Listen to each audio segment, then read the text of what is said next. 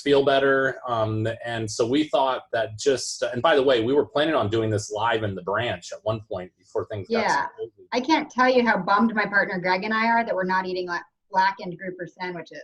Yeah, there you go. But with that, Janney runs, she's not only the CEO, but the portfolio manager for Gilman Hill on the equity income side. If you're looking for income or if you own it already, and I mean, I'm drooling over adding money to your portfolio, Janney. And if I'm not mistaken, I mean, this yield, I mean, it almost looks like it's above 8.5% or so. Yeah. I might be mistaken. No, that's accurate.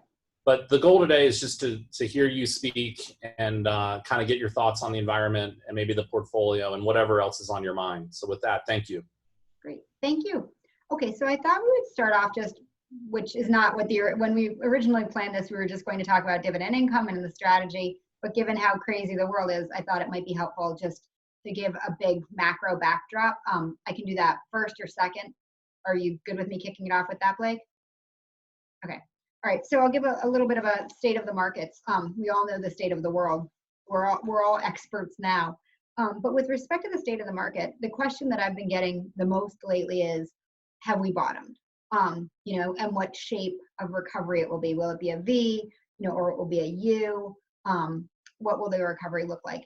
I don't know if we've bottomed, but I'm pretty sure that we're in the bottoming process. It certainly feels like last week, maybe last Monday, Tuesday is when we probably bottomed in the market. So as we all know from being investors for a long time, is that the market hates nothing more than uncertainty.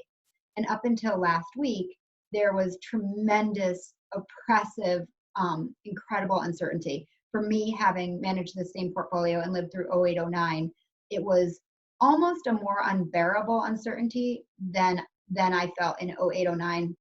And I think that was because of how compressed this has been. It's been so much so fast. Even though 0809 was terrible and a much greater market decline, it didn't feel as bad, or it didn't feel quite as bad as this did 2 weeks ago. So what's happened in the past week and a half or so is that we've gotten information. And with that information comes clarity into the market. And there's been a lot of information. So in the last couple of weeks, we've had multiple monetary stimuluses where the Federal Reserve goes in and supports bonds, supports equities, supports the market, supports liquidity. And there have been round after round of those. Then, as you all know, we had the huge fiscal stimulus package that was, we all knew it was coming, but I think until it was actually signed, which was last Friday night, until it was actually signed, there was a little bit of apprehension around that. But this $2 trillion fiscal stimulus package was big news. And this came out, and we're seeing the real effects of it this week with unemployment benefits and $1,200 credit to everyone who earned under $75,000. So that's information, and that's something that we as portfolio managers can work with. And even more importantly, or equally importantly to the money side of it, has been the fact that over the last week and a half, we've started to see real data come out on what's happening in with the COVID-19 cases and death rates, and we've been able to see those here and abroad. One of the websites that we like to use at Gilman Hill, we look at a lot of them, but one is called Worldometer. So it's worldometer.info. And it's really great. I think it's linked into the CDC, and it tracks all the information globally. So you can start to see the trends. And that's been really helpful. I know that the case rates have been up a lot, but that's because we've finally been able to test. And being able to test has been a huge, huge deal. One of the things that was most exciting for me in the past several days in terms of new information was the fact that Abbott Labs came out I think it was over the weekend, and said that they now have, when I say I think it was over the weekend, these days have been very long. I can't believe that March has only been a month. It feels like a lifetime. But Abbott Labs came out and they said that they have a test that can give results in 5 minutes for a negative. So that's huge, right? And that can really get us back on track sooner as long as these tests can get rolled out. And then Johnson & Johnson came out over the weekend and said they're working on a vaccine, which if it works, that would be available. I believe the date right now is January 2020. So to me, that says there's an end date on this. And this is all just information. Information is so welcome in this environment. And that's what we as portfolio managers crave, because if we can, as we get information, we can have clarity. the end goal. And once we can see that, we can start to move towards it. So I think that what could happen in the next maybe 4 weeks or 12 weeks could be interesting. I think, sorry, let me rephrase that. In the next 2 weeks, I think when I said the market's bottoming before, I think the next 2 weeks are going to be really interesting to watch, because there could be a relative vacuum of information compared to the previous week and a half, right? We're not going to get another big fiscal stimulus bill. Any more monetary stimulus is going to be just in addition to what we already have. It's not going to be earth-shattering. And with respect to cases, we're going to see cases continue to rise, and we're going to see that spread head down towards you more and more in Florida. We've been listening a lot to this guy, Scott Gottlieb, who's become one of the foremost experts, and he was the former head of the FDA. He's a scholar with the American Enterprise Institute and an amazing source of information. So on a call with him, I think last Thursday, he was saying the most likely areas of spread are going to be Florida, Atlanta, New Orleans, and then Chicago because of their public transportation system. So as this comes out over the next 2 weeks, I think the market could bump around. I don't think it means that things are going to get worse in the market than they were, but they could just be bumpy and be in a bottoming process. So anyway, that's a little on the what we think and what's going on with respect to the market. I think this is an interesting thing to remind ourselves of. As of last night, the S&P 500 was only down about 19%, which is not that much compared to the emotional toll that this has taken on us. My partner, Greg Stanek, and I were talking this morning, and I said that to him, and he's like, how is that possible? Jokingly, he was saying this, how is that possible? Every stock I look at is down 15%. So I think that as we get our March statements, it's important to remember that, well, the S&P is down 20%. Other indexes, the Dow is down more. The energy index is down close to 50% on the year. There's a lot of dislocation in this market. And I think to Blake's earlier point with the portfolio yield being so high, there's upside and downside to the fact that some things are down a lot. And while the S&P is down 19%, which is a lot, it's not as bad as other things. When I see that, I think, oh, there's opportunity, right? Everything in several sectors, in several areas, everything's been thrown out together, and not every company should be thrown out with its entire sector or its entire industry. So right now, to me, there's a tremendous amount of opportunity as an investor. So I think this is where I will jump over away from the big picture and maybe into our portfolio and the way we invest. So we at Gilman Hill are dividend income managers, and we manage, and this is not dividend growth, right? It's a portfolio explicitly designed to create a reliable source of dividend income for our clients. The way it started was way back in 2001. I was managing portfolios at Neuberger Berman, and I had one client call, and he said, look, Jen, I need income, but I still need growth. What can you do for me? So I created a portfolio for him, and the objective was to have 5% or better dividend income with a little bit of growth on top of that, but with the primary objective to be to deliver an income stream that one could count on through thick and thin, even through a really rocky environment like this. I frequently get the question, how do you manage risk? And for me, I manage risk in a different way than a lot of other portfolio managers. Some portfolio managers sell options or buy portfolio insurance or hold huge cash. For me, I manage risk by making sure that that income that I am creating for my clients is coming to you through thick and thin, because if you can have income and know it's coming, then it doesn't matter so much if the market value of your portfolio is getting rocked around. So this is interesting. I sent out a presentation. I'm not sure how many of you have it, but you're welcome to request it and we can send it to you. Let's see, I think it's probably better to speak to it, unless, would you guys like me to pull this up on the screen? Would that be better? Or does that leave the people out who are on the phone? Oh, sorry. Oh, Blake's on mute. Sorry. Hold on. Let me just unmute. I can't unmute you. Okay, I'm just going to keep going. So hopefully you have this presentation. Anyway, back in 1990, if you had a portfolio that was invested half in 5-year government bonds and half in the S&P 500, that portfolio generated naturally from interest and dividends, that portfolio generated $56,000 a year of income. Today, that exact, okay, hold on, one caveat on today. By today, I mean before all of this craziness happened. So I'm working with December 31st numbers. As of December 31st, that number was only $17,950. So again, In 1990, it was 56,000 for a portfolio that's half US Treasury bonds and half S&P 500. And today, that same portfolio only puts out 17,500 of income. So the world's really changed over that time period. And so now, if you want income, you need to seek it out. So many of our parents and grandparents, their portfolios just threw off income naturally. Today, that doesn't happen as much without seeking it out.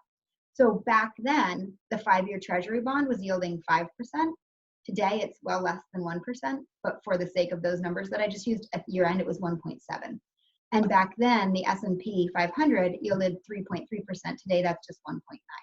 So those numbers have changed a lot. We think that a strong stream of dividend income can really be the antidote for an income-oriented portfolio.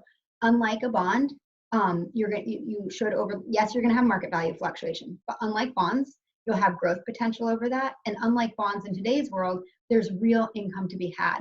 Right now, even the 10-year Treasury bond is yielding just about 0.7%. And as we know, a lot of corporate bonds and municipal bonds are based off of that. So it's very hard to find income. And we think that dividends can offer a really strong income source. I should say one thing, there's been a lot of news over the last weekend about our dividends going to get cut as a result of what's going on. And that focus, as I've read all these reports that have been talking about it, that's really focused on airlines, hotels, the travel and leisure companies that are likely to take government debt right now and take government support and assistance. They're the ones who this is referring to. These are not the companies that are in our portfolio. Companies in our portfolio are companies like Abbott Labs, Pfizer, IBM, Iron Mountain, which does document storage. They're by and large not the companies that are likely to take any government assistance through this and then maybe get pressured to cut their dividends. Also in the portfolio are companies like Verizon and AT&T. So far I've mentioned the mainstream ones. There's a lot of more offbeat companies in there too, which is how we're able to generate a really high yield. Philosophically, we really believe in strong free cash flow. And we think that if a company generates strong free cash flow, they can weather any kind of environment.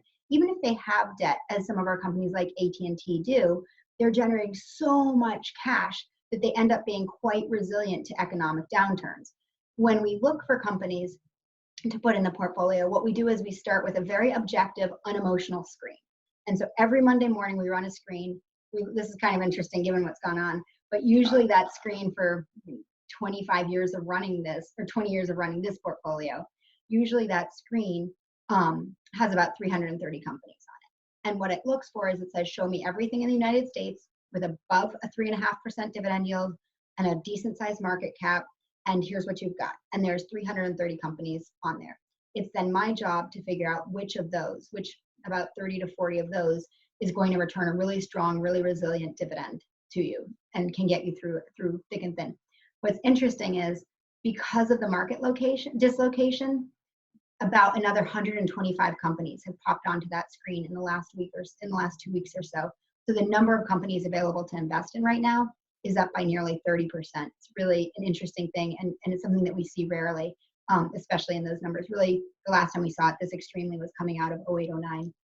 And then the way we construct the portfolio is to be well enough diversified by sector and by industry that we think you've got a really sound group of investments where we're not over concentrating. So for example, we won't own companies that already have market exposure. So we don't own companies like Bernstein or T. Rowe Price or Legg Mason. We don't own companies that are already doing what we do. We want to own companies that have less sensitivity to the stock market. So things like Pfizer, like I mentioned, like AT&T, like IBM, that should do well regardless of the market bouncing around. Our portfolio right now, as Blake said, is yielding about 8.5%, which is pretty crazy. We've only seen those numbers back at the end of 08-09. So on every $1 million invested, it would generate right now about $85,000. We have, during this downturn, had a couple companies that have cut their dividends, or suspended, I should say, and that's manageable. And it's upsetting and annoying, but it's totally manageable. So I'll give you one example. So Ford is a company that's been in the portfolio for a while. We've made a lot of income off of it. We do have a capital loss on it, but Ford decided to suspend their dividend. From a portfolio management perspective, this is not insurmountable. It's an easy thing to manage. So what we'll do is we'll sell Ford and we'll reinvest it in in other companies that we already own that we're yielding just as much as Ford. So even when there is a dividend cut from time to time, we're able to maintain that income stream just as a natural part of portfolio management. So even with what's going on in this market, we don't think that there should be much loss, if any, over the next month or two to the total income that the portfolio is putting out. One chart in the presentation that I sent is kind of cool to look at. It shows what the dividend income would look like if you had invested with Gilman Hill way back when we started in 2006. So this portfolio started at Neuberger in 01, but then I went to Gilman Hill in 06. So that's what this refers to.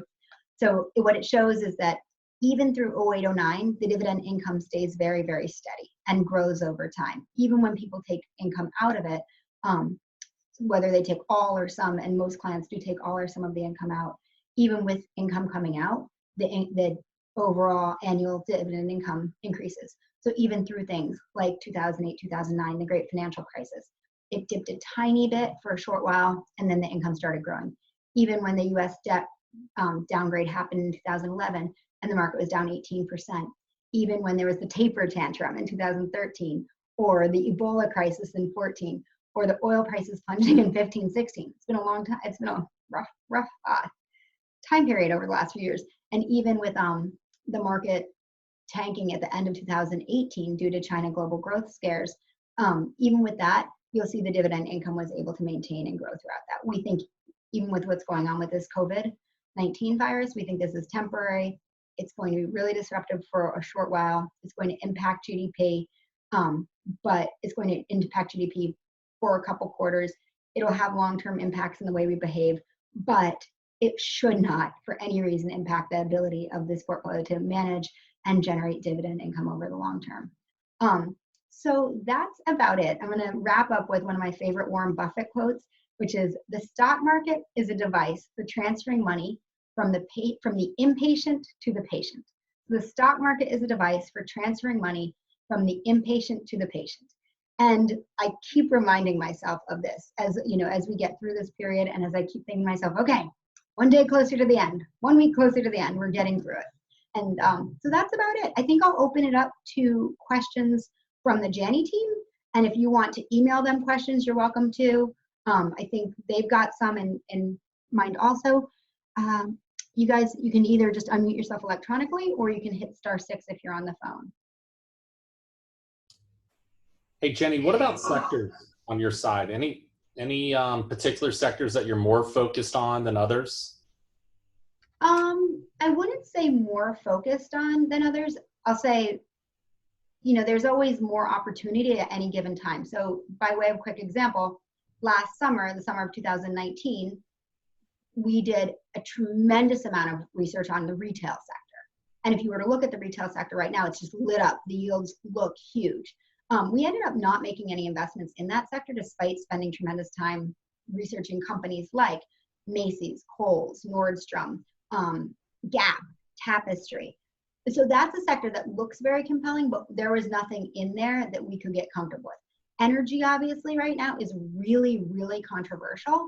And it's very easy to make the broad statement that energy is terrible and oil prices are going to be low forever. But the reality is there's a lot of opportunity in that sector. So there's one company, for example, called Williams Companies, and they have natural gas pipelines. And it was really interesting. I should have said this before too. What I've done for the past 3 weeks is just assess, reassess every company in the portfolio over and over, and speak to the management teams over and over, and as much as it takes to be sure that the dividends are secure. So in this process, one of the companies that we spoke to was Williams Companies. And it was interesting because in speaking to them, this is viewed as an energy company, as a pipeline company, right? And it's easy to throw out the baby with the bathwater. The reality is that natural gas demand has remained incredibly strong, which means that natural gas is flowing through Williams Companies pipelines without problem. And one of the other interesting things that they said is, as some of the shale drilling plays do shut down for a little while, they're creating so much associated gas that the price of that once they stop drilling, then the associated gas with the drilling comes off, and the supply of gas goes down, and then the price of gas ultimately goes up. So there's a lot of stuff to be done in the energy sector, even though it looks really ugly and terrible topically. Besides that, there's actually a lot in the financial area, and we recently added 2 companies, one which LJ likes, Umpqua, which is Oregon-based, where he's from, and then another called PacWest, which is based more in California. So those are 2 really interesting financial companies. And it's been interesting working on those too, because I think it's easy to say, oh, regional banks have exposure to oil, let's throw them all out. Or, oh, low interest rates are bad for banks. The reality is that's not true for all financials and not all banks. So there's opportunity in some of these sectors that are really ugly, but I'm still steering clear of retail. Got it. Janney, a question for you. Sure. So I know we have a lot of turmoil in the markets and what's going on right now, but I know when you were in our office, you gave some examples of what you kind of do behind the scenes. You mentioned your screen for selecting your investments. Yeah. Talk a little bit about your visits to the CEOs or the CFOs of the companies and what you kind of do to help set yourself apart from what the normal investor might do by just running a simple screen. Sure. So I view this as, I know this sounds super cheesy, but I view this as very much a circle of trust, which is the clients trust the Janney, you at Janney to manage their money, and then you entrust me to select the right companies. And so the same way your clients are looking you in the eye and you're looking me in the eye, I feel like it's my job to look the CFOs and the CEOs of the companies that I manage in the eye also. In some cases, I'm okay with just talking to them on the phone. But for example, there's a company in the portfolio called B&G Foods, and B&G Foods has been a tricky one. This is something that I invested in years ago, over 10 years ago initially, and it did great for a long time, but it's really struggled over the past couple of years. So we've met with the CFO. We met with the CFO last May, in May of 2019, and then we met with him, and it was supposed to be the CEO, but he was sick as a dog. But we met with them in their headquarters. Feels like a year ago, but it was only March 4th. So we went to their headquarters and met with them. And the point of that visit was to really, really be certain that we believed and trusted them, that the dividend was safe. And in this case, it was an interesting company. So B&G Foods, for those of you who don't know it, has things like Pace Picante sauce and cream of wheat and emerald sauces and B&G baked beans and B&G pickles. So that's that company. But what they did was they used to own Pirate Booty. Oh, sorry, they also own Jolly Green Giant Frozen Foods, which was a fairly recent major acquisition for them. But they also owned Pirate Booty, and they sold Pirate Booty and took in a lot of cash. And so their earnings, because they're sitting on cash from the Pirate Booty acquisition, their earnings haven't covered the dividend. And there's been a ton of pressure by the research analysts to say, oh, but your earnings don't cover the dividend. Well, guess what? Once they get the cash reinvested from the sale of Pirate Booty, they'll be back to covering the earnings. So we needed to really go to their office, look them in the eye, kick the tires, and make sure that was real. And so we visited them in their Parsippany, New Jersey office, which was shockingly nice for Parsippany, New Jersey. So that's the kind of thing that we do. A lot of these companies we've known for so long and met so many times that when we do pick up the phone and call them, we know who we're talking to, and so it's okay to do it in this kind of time period over the phone versus actually meeting with them. But I think I've probably had, I don't know, 30 or 40 calls with management teams in the past 3 weeks. It's been pretty intense. Great, thank you, Janney. You're welcome, thanks. All right, any other questions? Looks like we're good, Janney. Thank you so kindly. This was great. Thank you all for joining. Have a nice day. Thanks. Bye now.